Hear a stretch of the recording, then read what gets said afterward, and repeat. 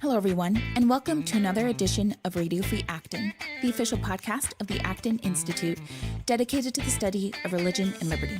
I'm your host, Caroline Roberts, and on today's episode, we'll be hearing a couple new voices. We were lucky to have some fantastic summer interns here at the Acton Institute this year, and I was happy to have a few helping me out on the podcast. We'll kickstart today's episode with a segment from Noah Gould, a student at my own alma mater, Grove City College in Pennsylvania. Noah will be speaking with Javier Avila, a Venezuelan dissident who paints both a bleak and hopeful picture of the resistance to government control in Venezuela.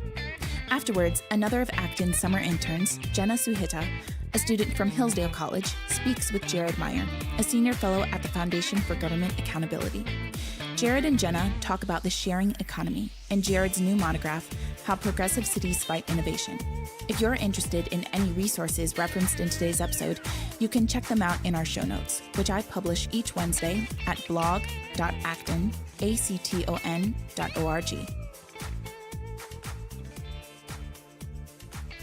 I'm Noah Gould on Radio Free Acton.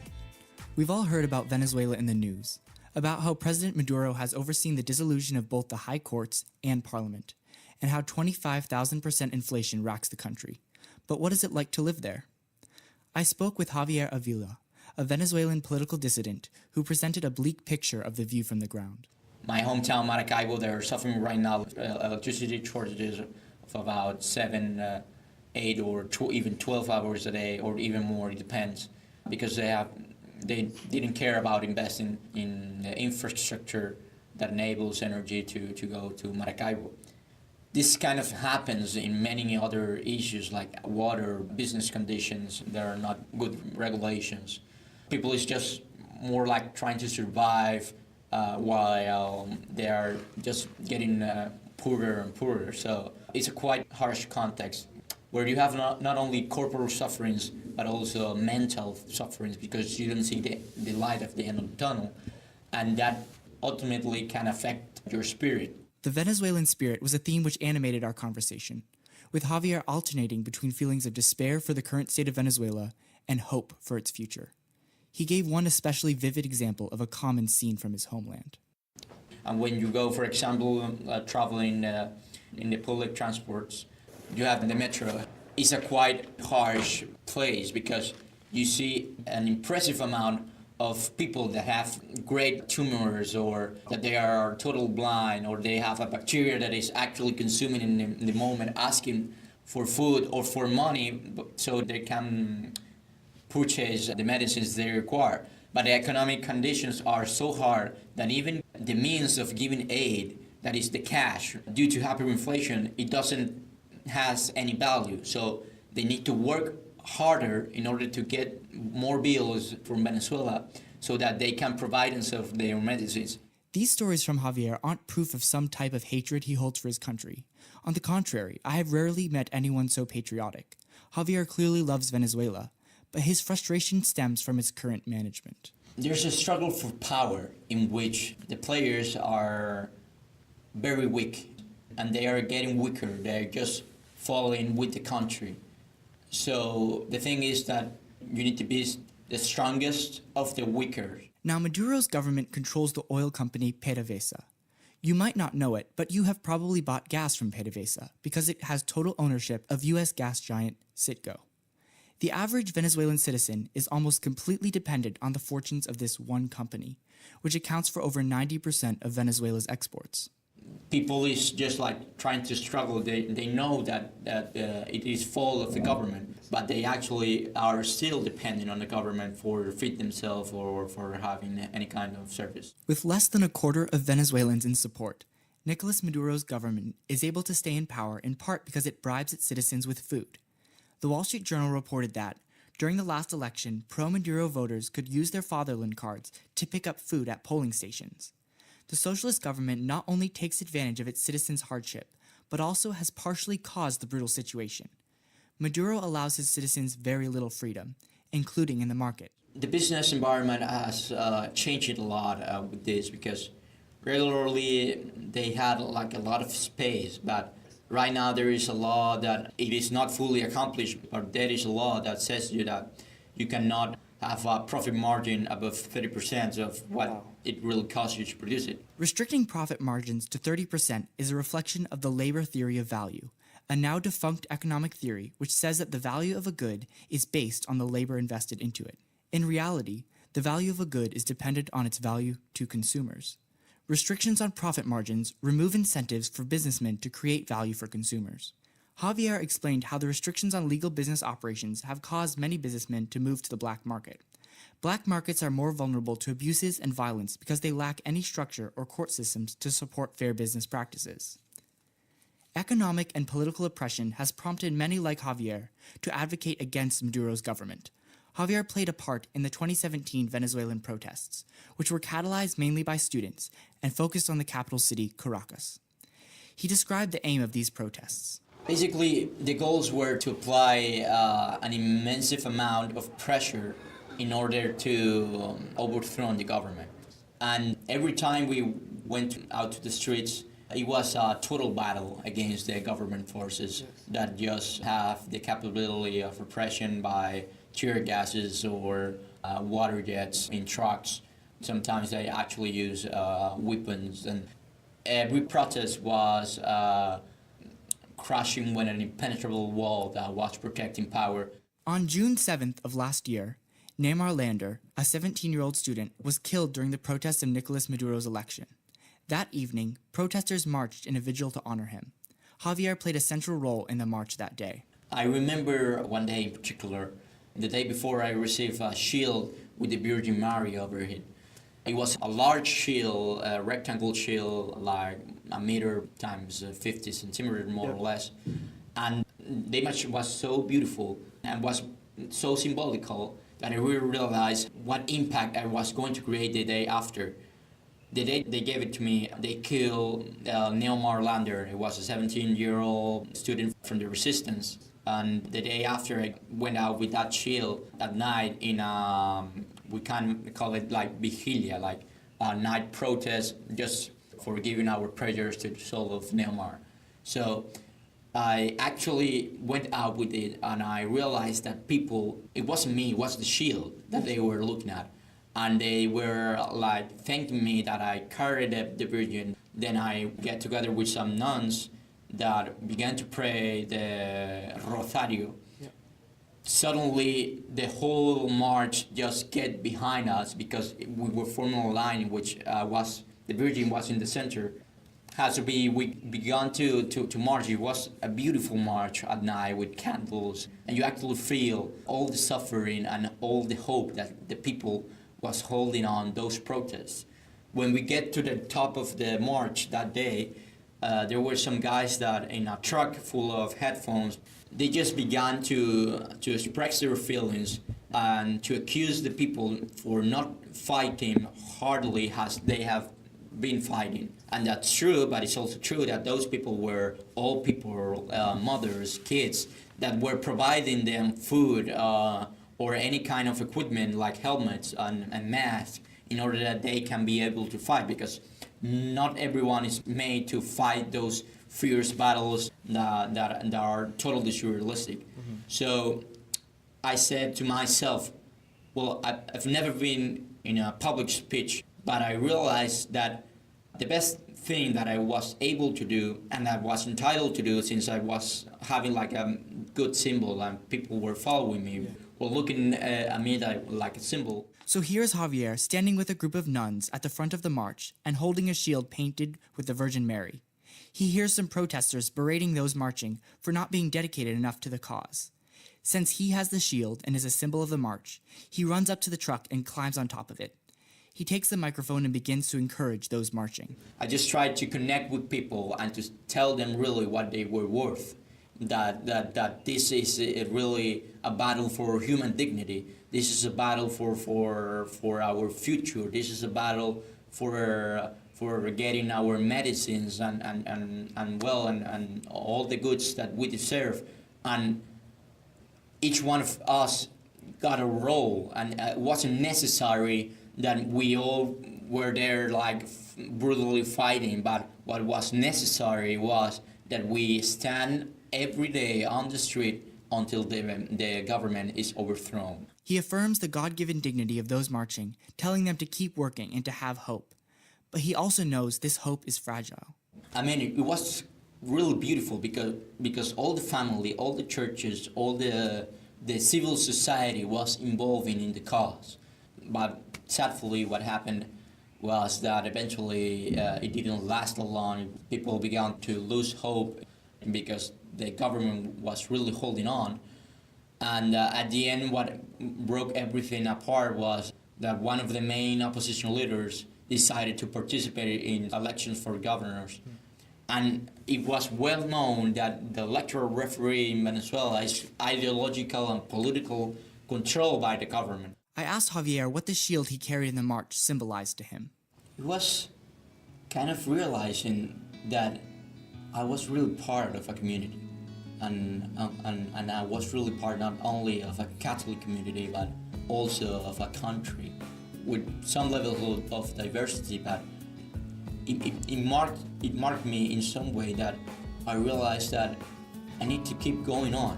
I cannot give them the benefit or the pleasure of giving myself up, because if I give myself up, they win.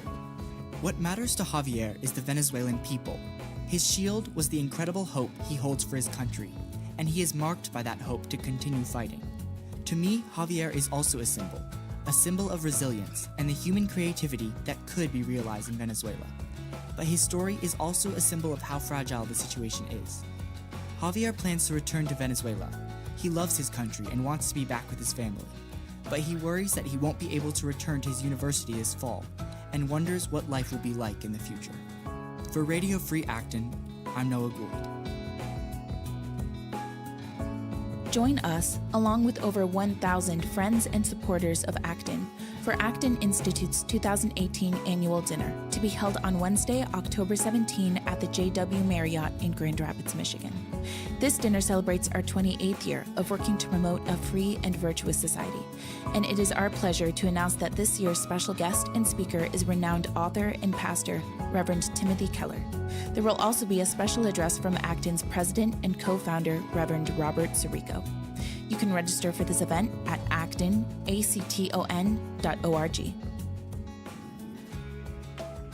This is Jenna Soheta on Radio Free Acton. We're connecting good intentions with sound economics. I'm talking with Jared Meyer, Senior Research Fellow at the Foundation for Government Accountability, to talk about the sharing economy, Uber, Lyft, Airbnb, tackle all those other new innovations in the American private sector, and how many cities are trying to block them. So I've recently read his short, I guess you'd call it a book. It's about 65 pages and it's small enough to fit in your pocket. And it's titled How Progressive Cities Fight Innovation. It's a great read, very short and very informative. Jared, we're happy to have you on the phone today. Hey, thanks for having me. So, Jared, one of the coolest things I think about the sharing economy is that it really allows you to see that the basis of an economy is really just people trading with other people. And it seems like the progressives complain a lot about how impersonal big business is. So they should really be in favor of this. Why are they so against it? Yeah, that's a good point. Bringing up kind of the dichotomy you see in how you would expect people who typically identify as progressives to view the sharing economy and the innovations that come, and then with the reality of what a lot of these cities are doing. I think one of the biggest reasons is whenever you have innovation, you're going to have older business models or older ways of consuming or working kind of change or go away altogether. And that change, even though I think progressives should embrace it, has been fought back against by a lot of city councils and states throughout the country. Though I do think people in general are in support of all these new services because it not only gives them a new opportunity to work, but it allows them to access things that they simply couldn't before. So just to give us a baseline here, what are some of the typical barriers that you found that cities will put up against these sharing model companies, like some of the regulations and the city government bag of tricks that they'll put in place? So in mini book that I wrote, I focused primarily on Uber and Airbnb, but I do want to make one thing clear before we go any further, and that's just that the sharing economy isn't only a few flashy smartphone apps. I kind of define it as economics jargon, to use one term through this whole interview, the natural result of lower transaction costs. And transaction costs are all the time, energy, effort that goes into finding what you want. So to give an example, when I was growing up, my mom, we lived in Minnesota, and she would go to Goodwill to buy old sweaters that she'd then sew into mittens because, in Minnesota, you need them pretty much year-round. So when she'd go to Goodwill and do that, and she'd sell them maybe at craft fairs on the weekend, and on a good weekend sell about a dozen. But imagine what my mom could do today if she brought that business back. With just a few clicks of a mouse, she could be on Etsy reaching people all over the world, an online marketplace for handmade goods. So I see the sharing economy as what happens when these transaction costs fall throughout the economy. She could find a better supplier than Goodwill. She could reach many more customers. She could market her company on Google.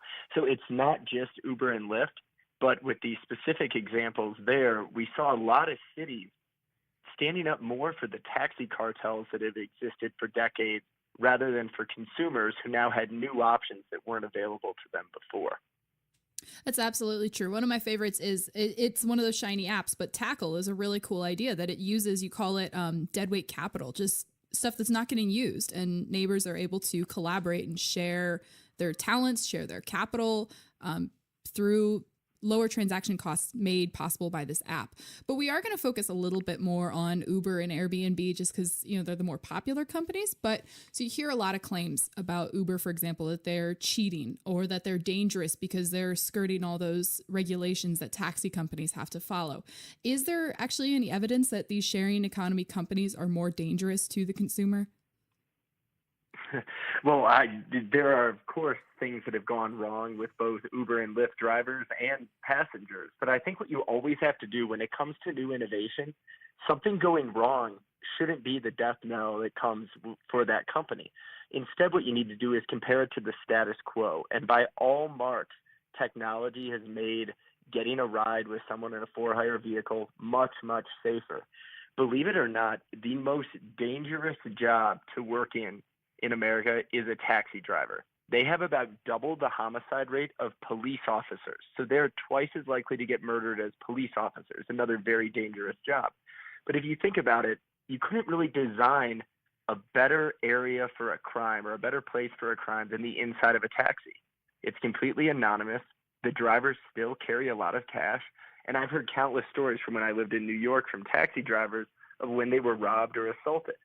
But if you commit a crime in an Uber or a Lyft, you're going to get caught. It's like a cry for help. I think that's why we end up hearing about all these things that are going wrong or the isolated cases with Uber and Lyft because people always get caught. They have your credit card, the company's tracking you and the driver the entire ride.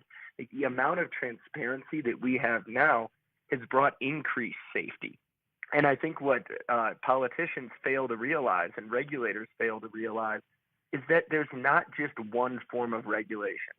Of course, there's government regulation, and for a long time, for a few years prior to this, there weren't many government regulations on ride-sharing firms. But that doesn't mean they were unregulated.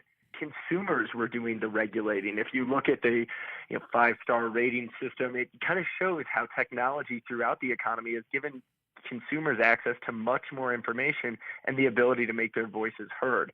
So I think there are two types of regulation, and market regulation has been proving increasingly effective as technology has continued to grow. Absolutely. And you also mentioned in your book that it's not just taxi drivers that are in greater danger in this kind of unregulated, well, maybe not unregulated, but unmonitored taxi ride, but it's also, the consumers face a greater threat of, assault and what have you from their driver than in an Uber vehicle. But another thing that you mentioned, and I get shudders thinking about it, but there are unions now trying to incorporate Uber drivers. Unions are trying to claim that in some cases, Uber drivers need to be considered employees rather than private contractors and that they then need to be unionized. So first of all, why does it matter if Uber drivers are listed as employees or as private contractors? So in America, you either work as an independent contractor or an employee. And when you're an employee, you get things like minimum wage, workers' compensation, overtime pay, all these things that you tend to think of for a job where you have a boss and you have to punch a time card.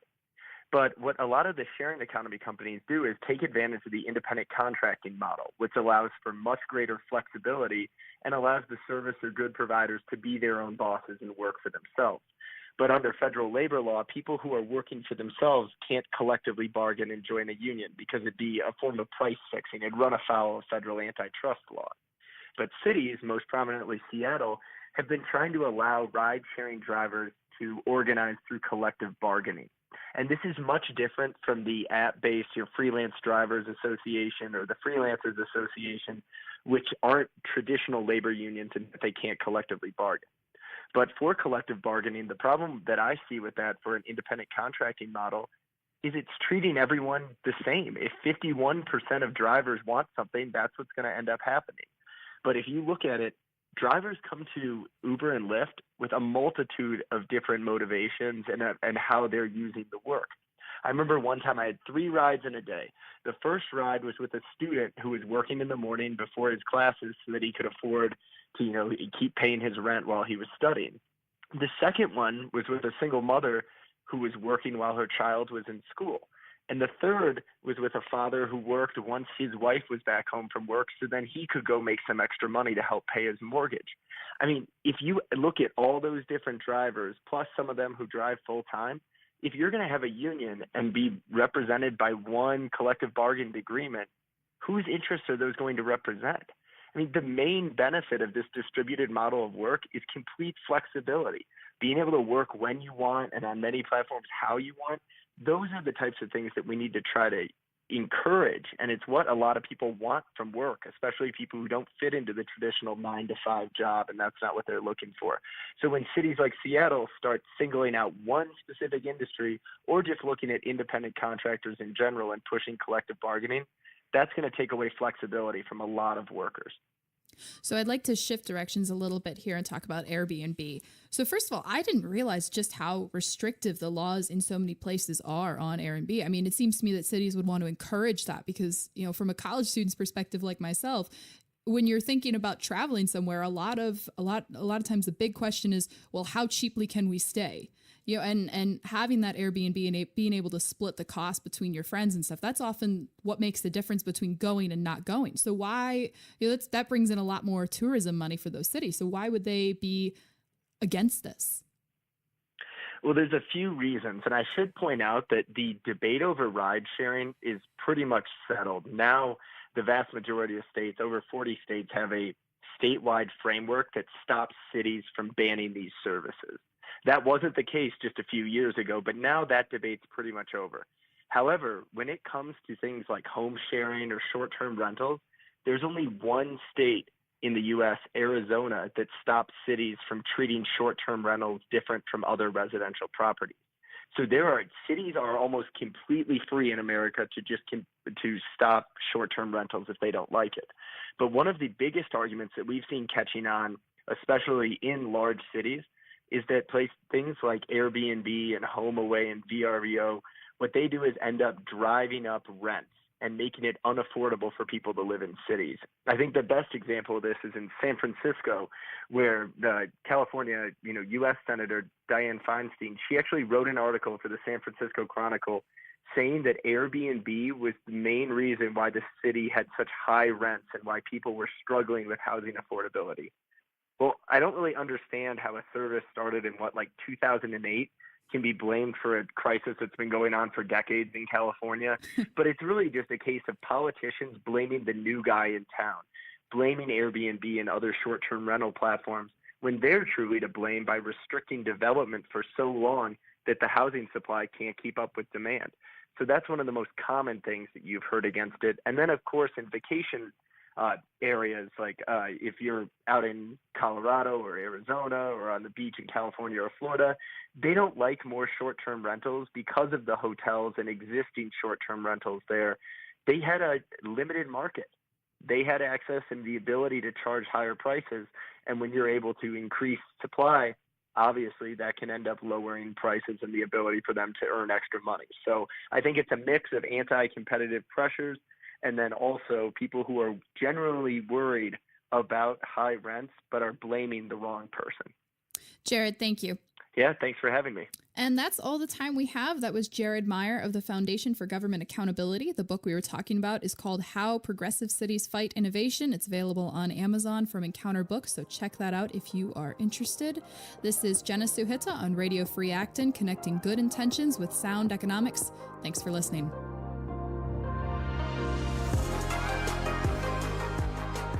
And with that, we've come to the end of another episode. Thank you for listening today. As we end today's episode, I want to let you know that you can now find us on Spotify and YouTube. We're excited to be expanding Radio Free Acton a bit more, so let your friends know that they can find us on iTunes, Google Play, or their favorite podcast app.